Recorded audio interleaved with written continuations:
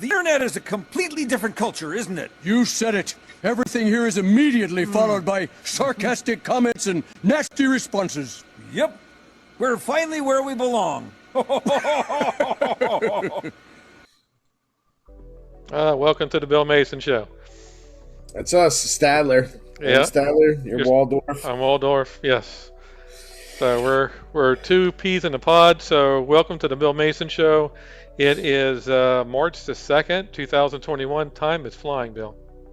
Seriously flying. I mean, I feel bad for some of the Q people who are due for another letdown because the chatter on the internet regarding the March, spectacular event is probably also not going to happen. So No. To any of our listeners out there that are real big Q guys, I wouldn't put a lot of stock in the military arresting Joe Biden in March. So let's move on from there and try to just use our heads and get in the game, because there's a lot that is being attacked. They're attacking our children. They're attacking our freedom to speak. And they literally want our children to rat us out. And they want friends and neighbors to actually turn in their patriot friends if they were involved in the Capitol. So if you really see from the 30,000-foot view what's really going on, the Q thing should really be on the back burner for most of us. Yep. Yeah, we're going to talk about Dr. Seuss, what's going on with that. They're going to unpublish 6 books. Gone. Yeah. A guy who just writes books that are fun to read for kids. I mean, to attack this guy is beyond me. I can't. First, Mr. Potato Head, Dr. Seuss. I mean, like, why? And then they're trying to replace Dr. Seuss with books about, teaching kids about lesbianism and coming out. And Yep. I mean, Well, hold on now. Hold on. Last show we did a big show about Mr. Potato Head, right? yeah. Hasbro, because of our show, has reversed their decision.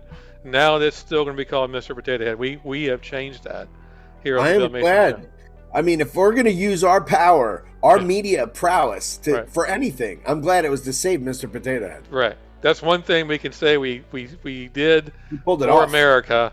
We Absolutely. saved Mr. Potato Head. And you know what? I'm willing to just be on the silent side of that and just be like, give us a thumbs up or something, but don't really pat us on the back too much, because we're not really ready for that level of attention. Yeah, not yet. Not All yet. right. So we're going to talk about Dr. Seuss in a second. We're going to talk about Trump at CPAC. Big thing going on there. We're going to talk about HR 1, eroding our freedoms for election. We're going to talk about Acosta, CNN, about he doesn't talk about certain things. We're going to talk about Wray, FBI Director Wray. We know he's a big liberal now. And then we're going to talk about other things as well. So stay tuned. Don't leave this show. There's a lot of stuff going on here. So let's take a look at Dr. Seuss first, okay? All right. Take a look at this video. So take a look at this. So 6 books were no longer being published because of wrongful and Hurtful wrong imagery. and wrong and unbelievable. The imagery in Dr. Seuss books, I read them to my kids their whole their whole young lives. I don't understand what they're looking at. I can't find anything wrong with Dr. Seuss. And the scariest part about it is that they picked this guy to go after who's dead. This guy can't even defend himself. Yeah, I mean, it's Dr. Seuss's birthday today. Today is that reading, thing going on, Yeah. So they attacked him today. They're beating him up. Let's take a look and see what Trump Jr. said. All right. There's this cancel culture trying to cancel Dr. Seuss now. How far are they going to take this? There's no place that they won't go, Ainsley. There's no place they won't go. This week alone, they canceled Mr. Potato Head. This week alone, they canceled the Muppets.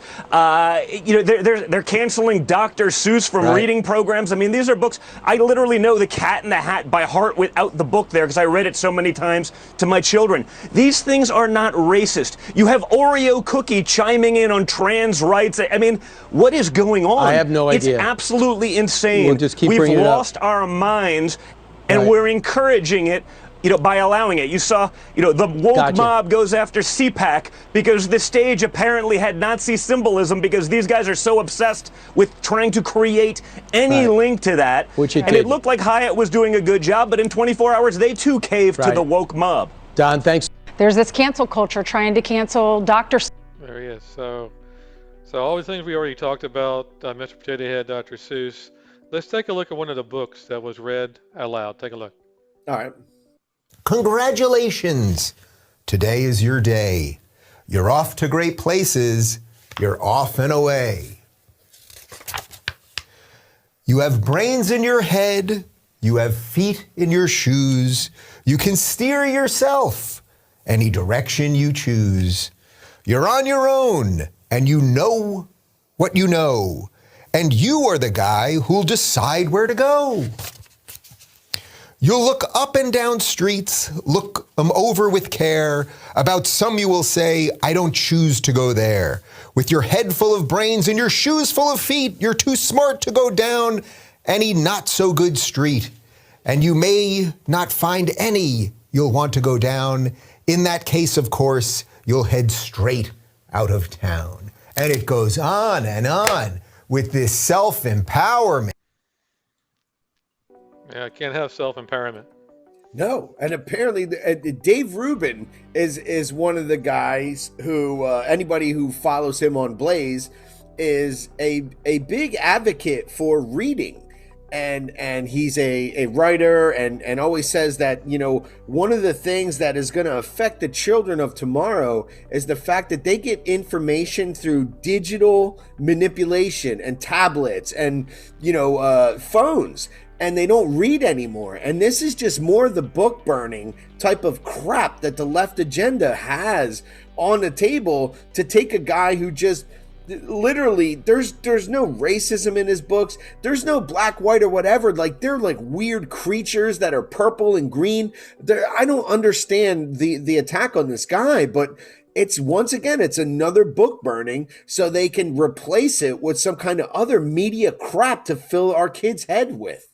Yeah, we have another video coming up that's unbelievable, talking about transgender and what C stands for, what G stands for. Yeah, it's the gay BCs. They call it the gay BCs, and they're giving it to pre-K children.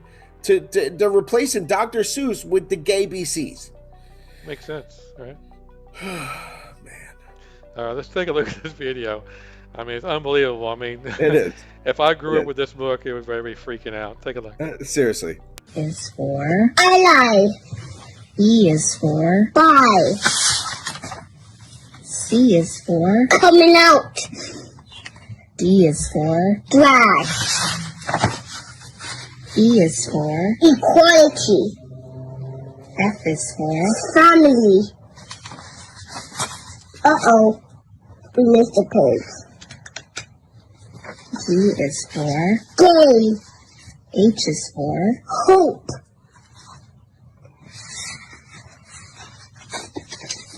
I is for intersex. J is for joy. K is for cookie. L is for lesbian. M is for Martin.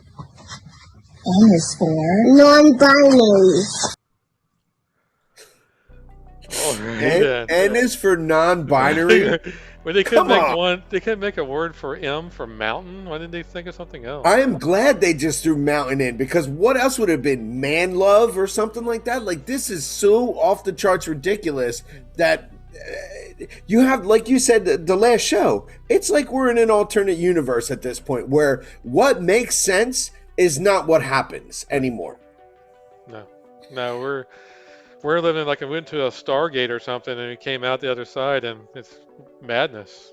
And I can't believe that the liberals, who I can identify now because I live in Pennsylvania, and I can identify the liberals because they're driving in their cars by themselves wearing 2 to 3 masks. Right. Okay, so like now I see them, and there's not many of them. I'll be honest. I'm still seeing Trump flags everywhere. Like, people are not giving up on Trump, but these liberals that have established this stupid agenda now where we're going to attack Dr. Seuss and teach kids about, lesbian and non-binary stuff in pre-K, they're happy about what they've accomplished because they think it's an accomplishment. But the rest of us, which, we're still waving Trump flags, and, Trump killed it at CPAC. And I think the Republican Party got a big slap in the face. Some of those guys that are dyed in the wool that said Trump has no place in CPAC, Trump has no place in the Republican Party. I don't think so. I'm pretty sure he's still in charge. He's definitely in charge. He has a lot of following. I mean, more than anybody by far. Let's take a look at his first opening statement.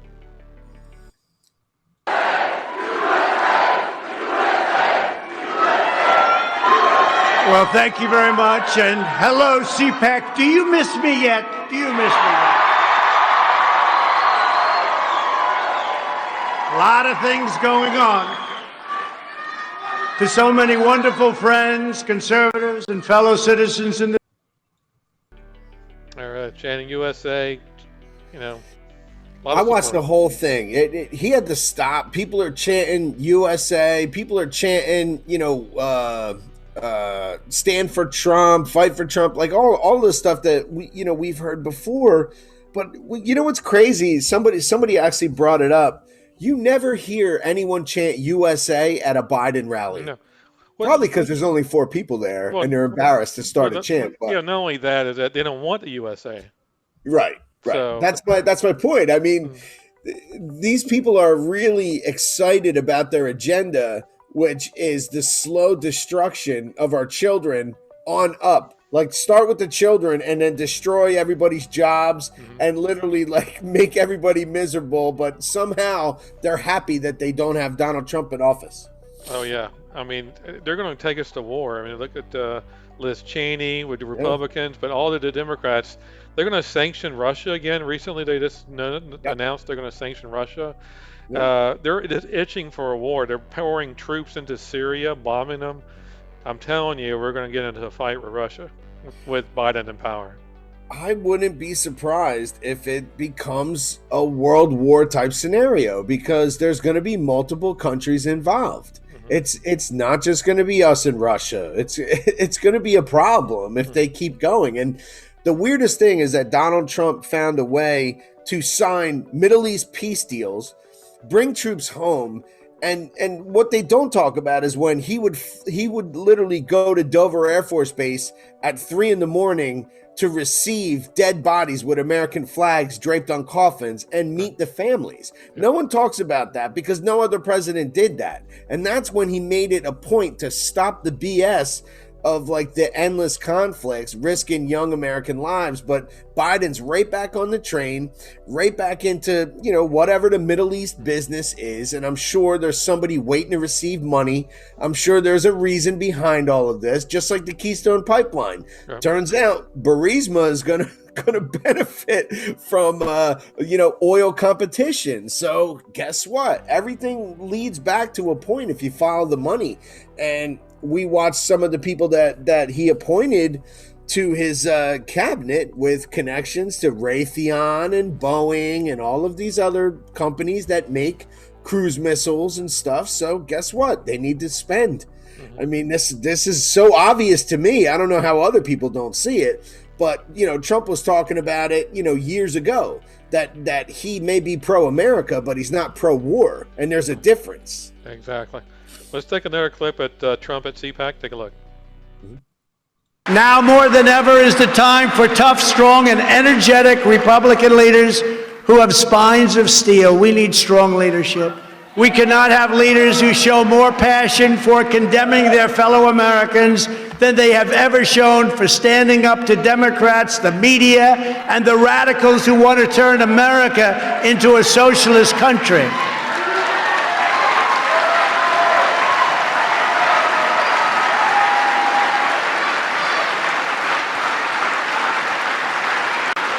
Instead of attacking me and, more importantly, the voters of our movement, top establishment Republicans in Washington should be spending their energy in opposing Biden, Pelosi, Schumer, and the Democrats.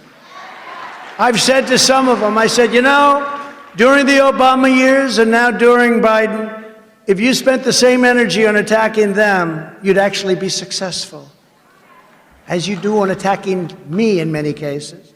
The Democrats don't have grandstanders like Mitt Romney, Little Ben Sass, Richard Burr, Bill Cassidy, Susan Collins, Lisa Murkowski, Pat Toomey. And in the House, Tom Rice, South Carolina, Adam Kinzinger, Dan Newhouse, Anthony Gonzalez, that's another beauty, Fred Upton, Jamie Herrera Butler, Peter Meyer, John Katko, David Valadeo, and of course the warmonger, a person that loves seeing our troops fighting, Liz Cheney. How about that? The good news is in her state, she's been censured, and in her state, her poll numbers have dropped faster than any human being I've ever seen. So hopefully they'll get rid of her with the next election. Get rid of them all. Get rid of them all. I agree. I mean, is it something that Donald Trump can actually pull off? If he supports all of those people getting primaried, I'm pretty sure that there's a possibility that in every single area where he thinks that someone should be primaried, it probably will happen, because we have until 2022 to get some of these people out. And they think that they're solidified in these positions, because it's almost like Congress has become like an audition for political lobbying positions. And some of these people, they don't look at it as lifelong congressmanships. They do the right thing, they show where they stand, and then they get these corporate like jobs. And a lot of these people springboard into NGOs, non-government organizations, where the pay is way higher than a congressman. So it's kind of like, this is like American Idol, where they go up there and they sing and they dance and they do their little vote thing, hoping that they get picked by some NGO later. Some of these people don't even care that they're going to get voted out, because there's a position waiting for them that pays triple or quadruple the money, because all they need is the exposure of Congress, and they're using it now. So like, you can honestly see that this is a stage for them. It's a performance. And these people are just partisan all the way. And we're watching the rhinos. They know that they got in under a Republican, name, and they knew that they were going to pull this crap because there was a place for them to go. And as long as there's a somebody waiting to receive these lunatics, right, they're always going to pull this crap where America's for sale, and they're okay with it. Like they're okay with the agenda of letting influxes of illegals come in, because there's most likely somebody behind it that's going to give them money. And it's just a long-term career goal for them. Congress is just a springboard for most of these clowns. Oh yeah, I mean, they just care about themselves. They don't care about anybody Absolutely. else. Yeah. Like Biden sold this country out his whole career, man. I mean, there is nothing that Joe Biden can say that was pro-American, certainly not pro-black. I mean, Joe Biden was one of the worst legislators as far as people of color go, as far as law enforcement went, and they all voted for him. That's the craziest part, is that he was the most anti-black senator to ever, other than the guy that he supported, right? You know what I mean? The Grand Wizard, Grand Dragon, what was his name? Robert Byrd. Okay, so other than Robert Byrd, I think Joe Biden fell in second under the Klansmen, and they just elected him anyway. So, I mean, this is the thing. These career politicians, some of them go career, and other ones just springboard out into NGOs. They have just as much power and manipulation factor from an NGO. John Bonner. Yeah, exactly. John Boehner's probably making triple the amount. Yeah. Triple the amount that he made. And a lot of these guys know this, and that's why this is a game to them. This country is not important. This whole thing is a political theater. Yeah, that's true. Let's take a look at the party in Orlando still. Look at all this people for Trump. Yeah.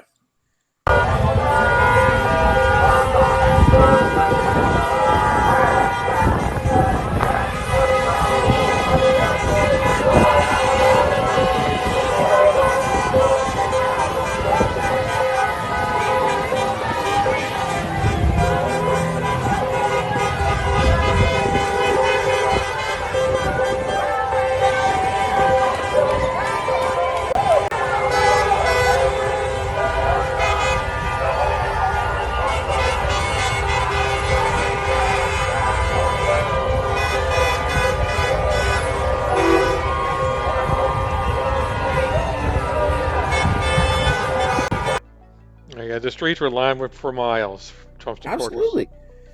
I love it. I thought it would fade, but I still see Trump flags, Trump signs. I still see it around here where I'm at in Pennsylvania. So people aren't really, giving up on it. And I think it sends a message to the Republican Party that the never Trumper stance that they're like trying to say, like, oh, everybody take a deep breath, Trump's gone, now we can get down to Republican business. Well, everybody's like, you guys suck. So realistically, no, we're not getting down to Republican business where you guys just buckle under pressure every time. Like, we'd much rather have the fighter that we had. So if they think they're going to get reelected without an endorsement from Trump, trust me, Trump's the kingmaker when it comes to these guys. And Mitch McConnell probably would have lost without Trump because he was running close, maybe 1 or 2 points. Trump came in and endorsed him. He went up 20. So, I mean, the God's honest truth is that these people, if they are going to fight for freedom and the Constitution, they're most likely going to be endorsed by Trump. If they have some kind of globalist agenda, guess what? The line in the sand is going to be drawn and you're not going to get reelected because this country has proven that half of it, at least, is not ready to accept globalism. Right. No globalism. At least not yet. No. So let's take a look at H.R. 1. What is going on with H.R. 1? It's garbage. It's basically the federalization of the election process. So the crap that they pulled in Pennsylvania, Georgia, and Michigan, where the signature verifications didn't matter and the mail-in ballots didn't have to have matching addresses and all that stuff. Like, we watched the count in Georgia. Basically, they recounted the ballots, fine.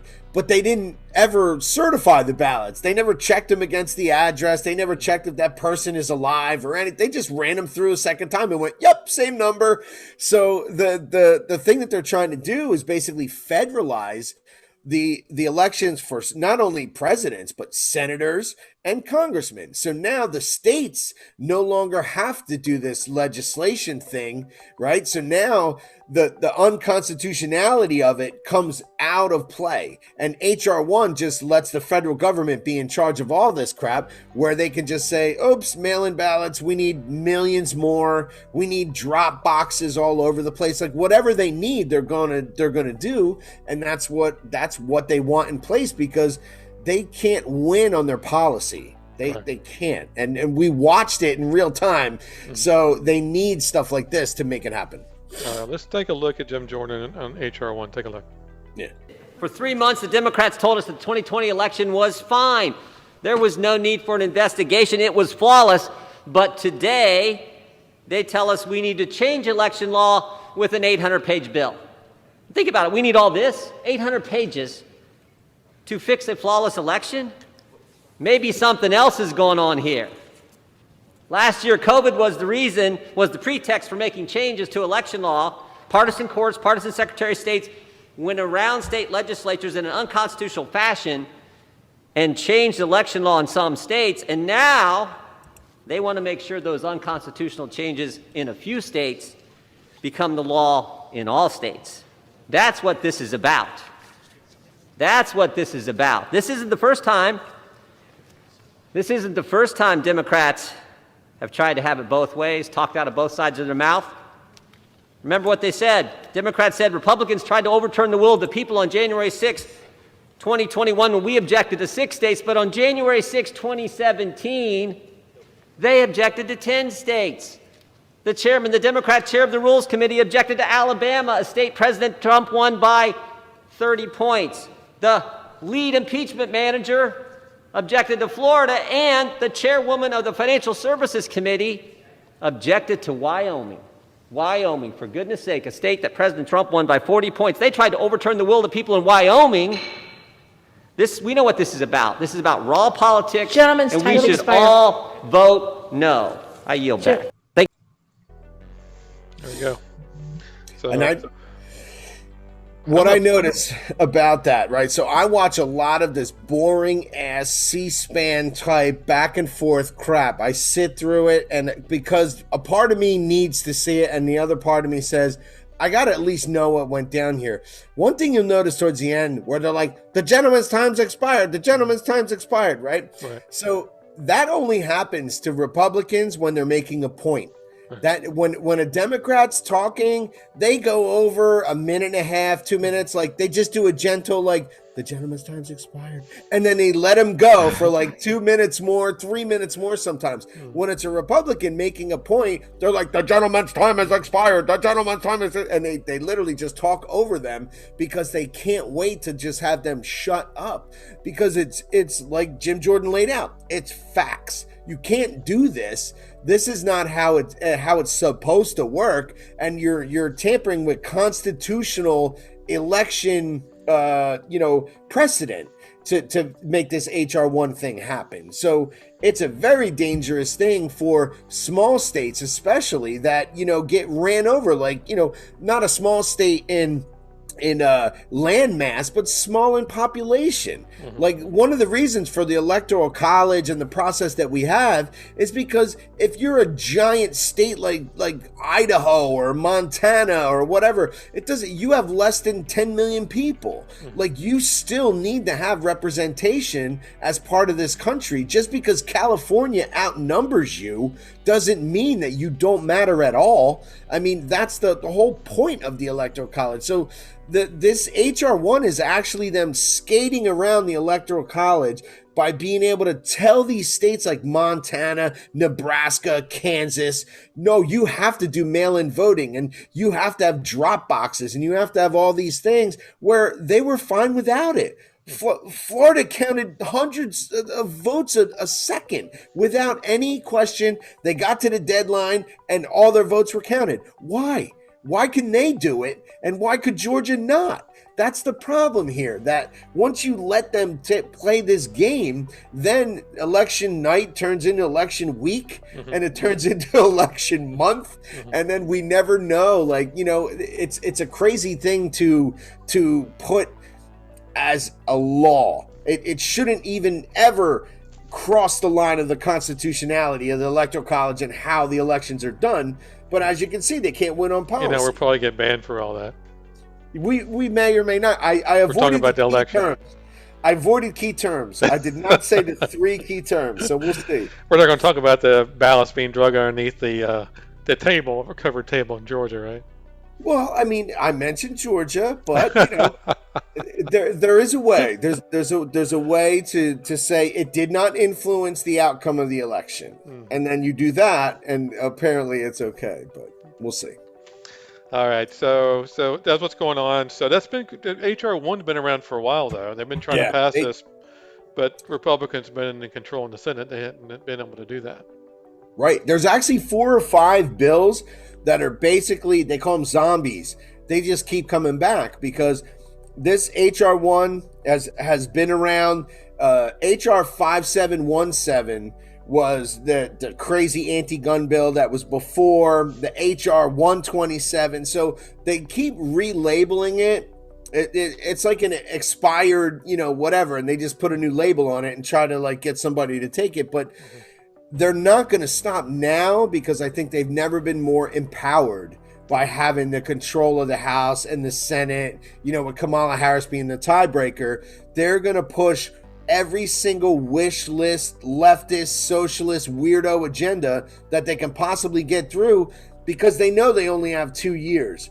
Because regardless of what happens, there's no way America's going to stand for 2 years of this crap. We're going to have $4 gas in no time because of Biden. We're going to have all these stupid legislations going through where Dr. Seuss can't be read in school, but the gay BCs can. And people are going to go batshit crazy and just vote total red. So, I mean, there's going to be, a wave of this. So they only have 2 years to get this crap done. Right. Yeah, that's true. All right. So they're also going to pass a gun law maybe next week. They're going to try to push that. NRA said they're going to vote on it next week.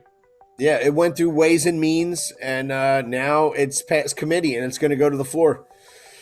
So we have a map of gun ownership, by the way. And, crazy, right? Yeah.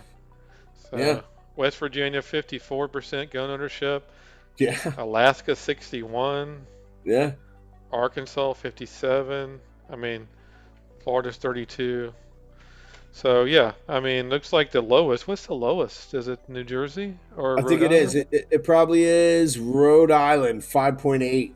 Yeah, and Delaware, 5.2. That's where Biden comes from. Yep, Biden comes from. I mean, no, you should see. I've driven to Delaware many times. Delaware is a very weird. It's like a strip of bacon that's in between Washington D.C., Philadelphia, and New York. That is basically where you go to create dummy corporations. A bunch of businesses are there. A lot of the biggest polluters in the area are there because they have very lax laws. As soon as you get into Delaware, you're going to see, smokestacks and, all kind of industry. And you're not going to see a lot of residential areas. There are a few. And they have one beachfront area called Rehoboth Beach, but even that is not that great. Right. Delaware is really not a state you want to live in for long. I don't know many people that aren't in some kind of government entity that live in Delaware. I drove through Delaware coming to see you one time, and it's gross. Yeah, I mean, we did go by this weird amusement park. There was no one there, and there was like this sea. There's like a lake there, and there's a restaurant, and there was nobody in there. Yeah. I mean, it's like very strange. Delaware is a very strange state. I'll be honest with you. I mean, people go there for tax-free shopping. Like, I'm not going to lie.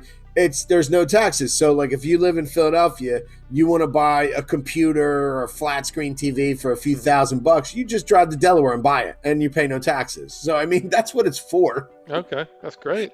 It's just a tax haven. It's a longer drive for me to go do that. Well, for you, absolutely. Yeah. But Delaware is just known for the place of shady corporate dealings and tax havens and, pollution. That's pretty much the three things that it actually does.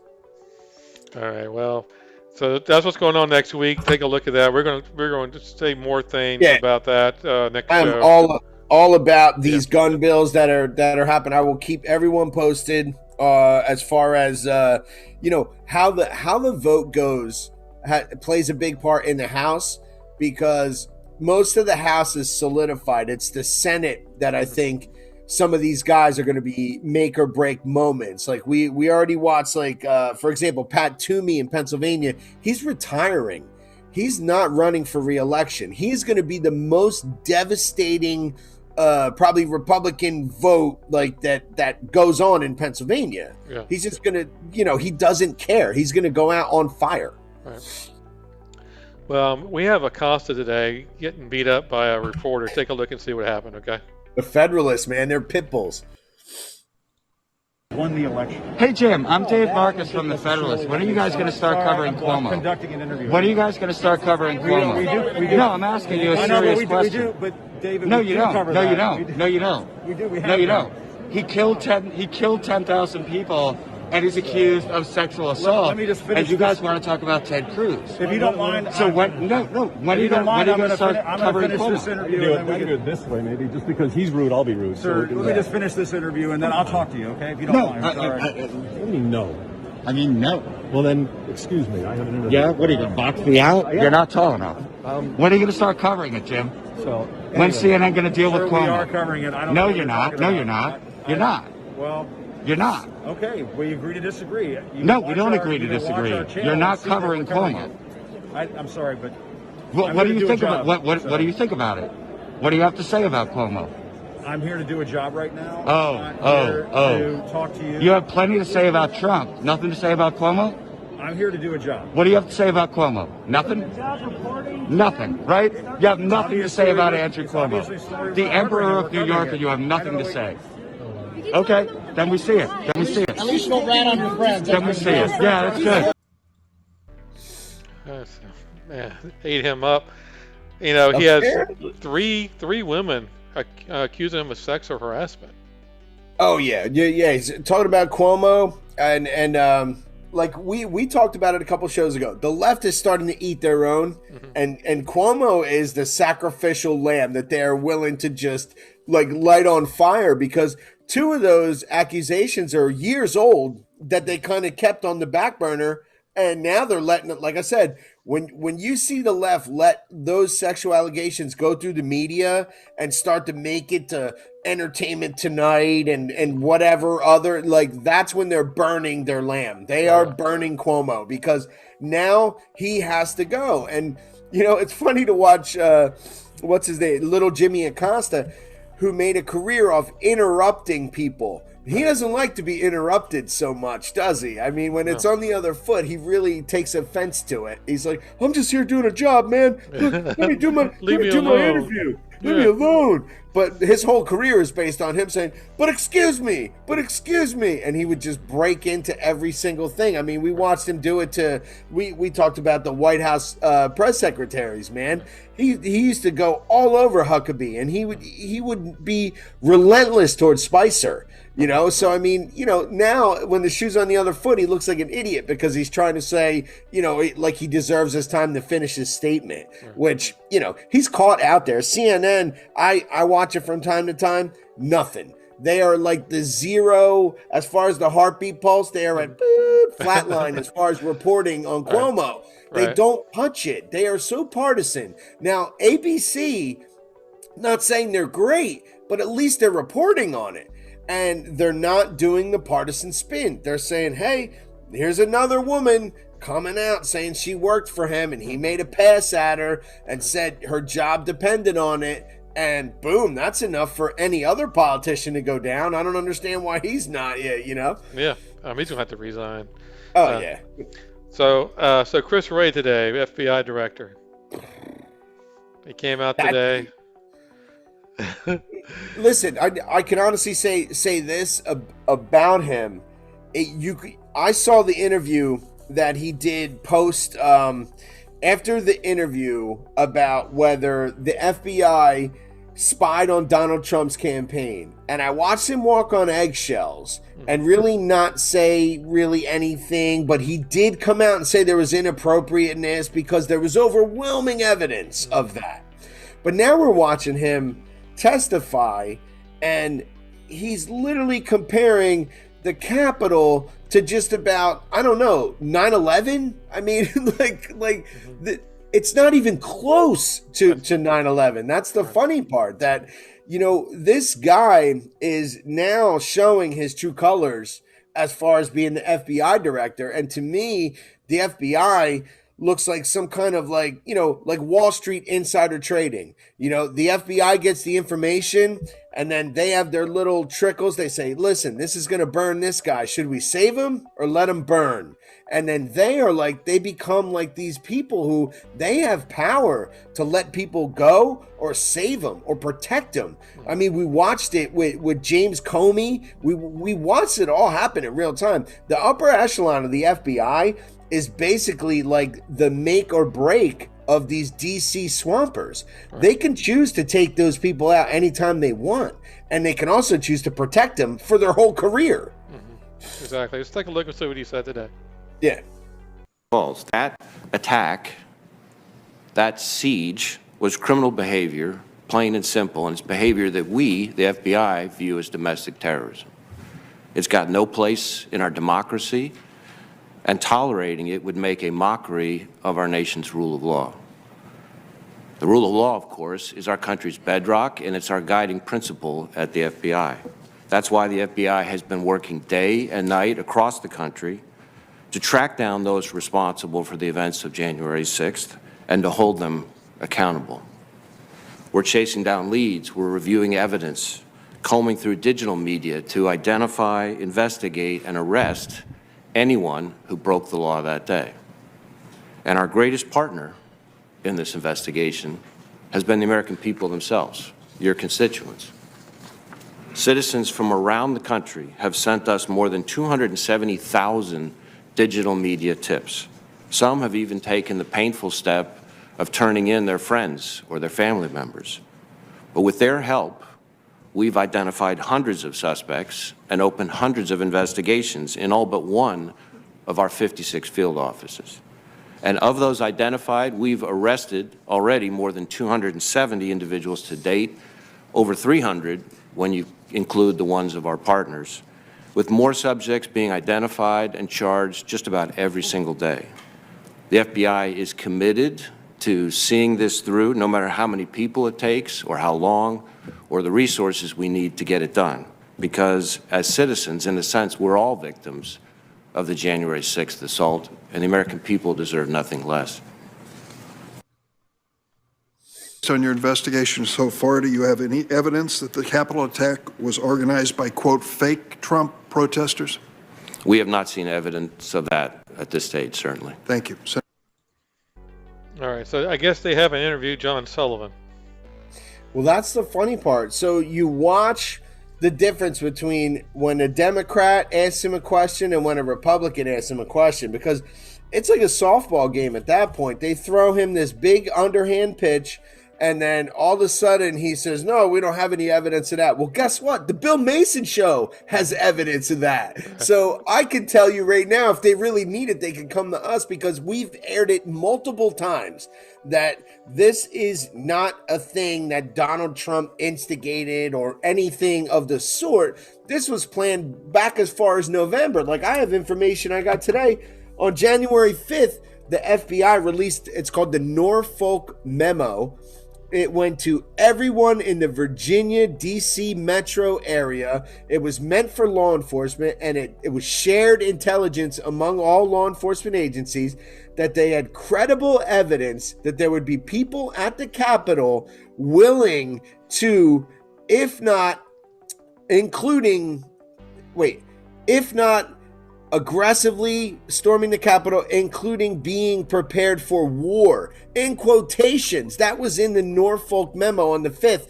And that's when Donald Trump offered 10,000 troops and Nancy Pelosi declined. Right. So this is where the softball game that these guys are playing with Christopher Wray is just to kind of hide the fact that they had this information, they knew it was going to happen, and they instigated it. Right. So, I mean, here we are where Christopher Wray is running cover once again for the people that were in charge of this, decision-making process. Yeah, we should have FBI come see us, and we'll show them the video of John Sullivan.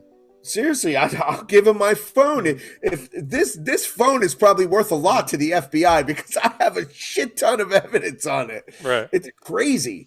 I mean, I don't know what they're looking at as far as video surveillance goes. And, him talking about, we're getting family members coming forward and ratting on their other family members and stuff. That's some 1984 stuff, man. I mean, this is crazy that it's almost real life.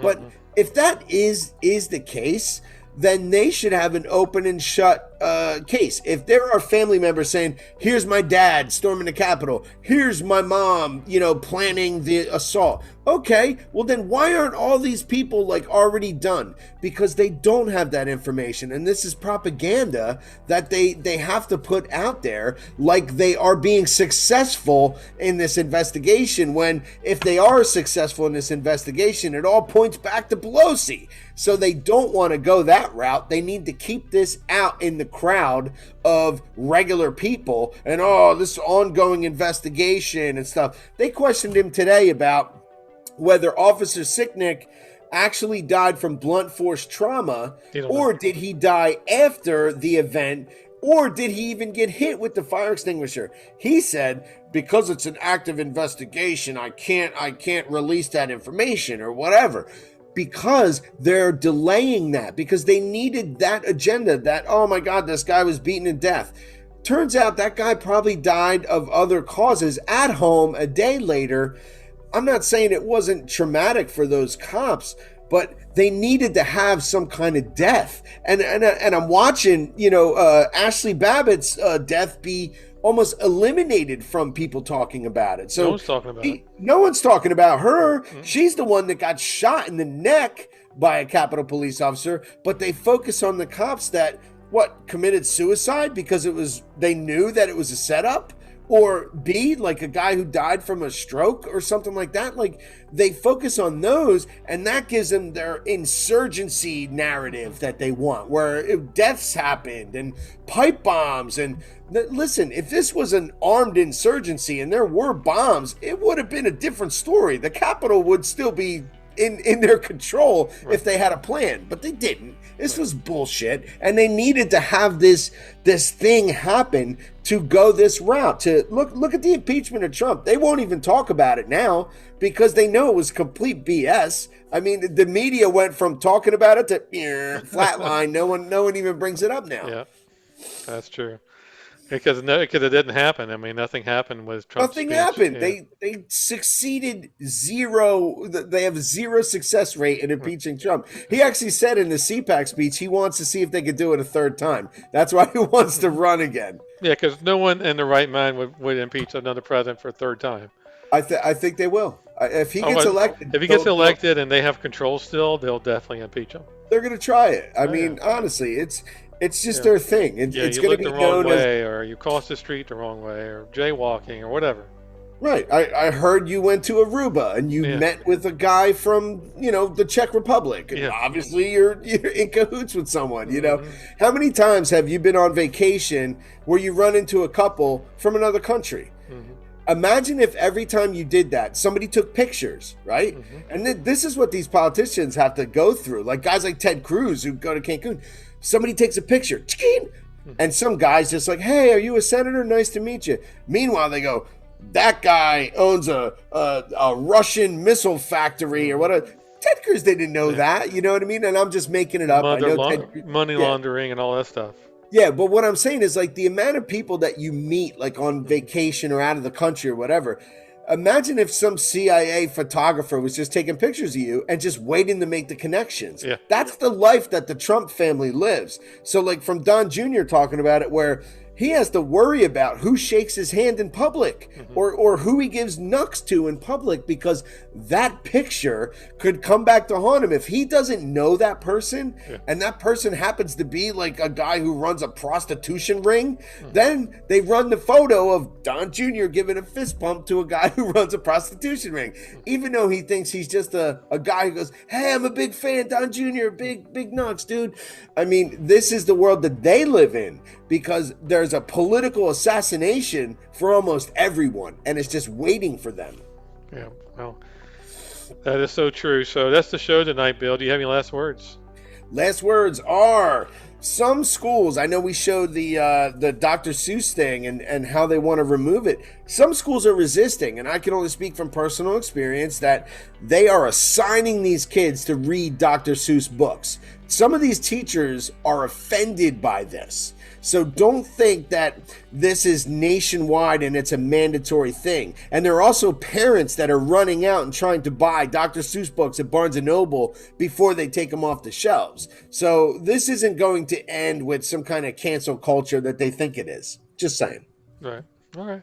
Sounds good. Thanks for watching, and you have a wonderful night. Good night, everyone. See you.